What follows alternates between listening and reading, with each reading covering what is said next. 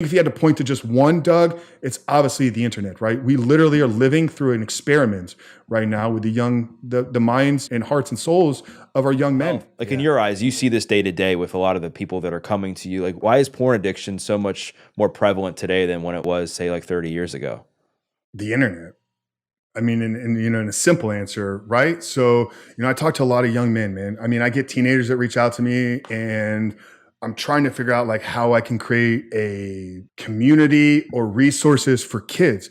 But here's the thing, man, is a 12, 13-year-old boy today. So the average age of first exposure is 11 years old. And I think that number is drastically declining. But a 12-year-old boy today, in the matter of 15 to 20 minutes, can look at and see more naked, beautiful women than a king did 100 years ago, or even yours and I grandfather, 40 years ago. Think about that. A young boy at the age of 12, in the matter of 20 minutes, can look at and see more beautiful naked women than our grandfathers or probably even our fathers would have done in their entire life.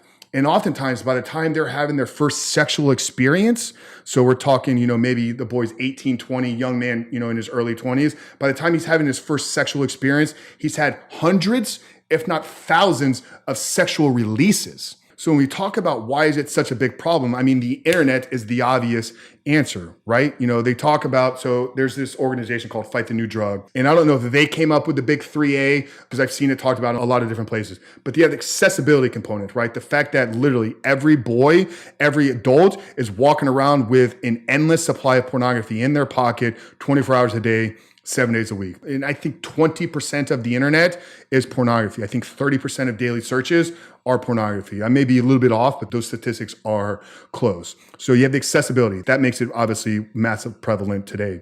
Then you have the affordability component to it. When you were struggling with a drug addiction, like you needed resources to go get your drugs. Like crack kids get really good at coming up with $5 every day, but you need money, right? You don't need a single dollar and you could be consuming an infinite amount of pornography. So accessibility, the affordability, and then the anonymity component, right? When you were struggling with a drug addiction, there probably at certain points in your journey and in your life, like people around you knew what was going on. Hey, Doug, he's looking a little bit differently today. Like he's not really taking care of his exterior. Like, if you have alcohol addiction, like if you're an alcoholic, like you're gonna smell it on somebody's breath.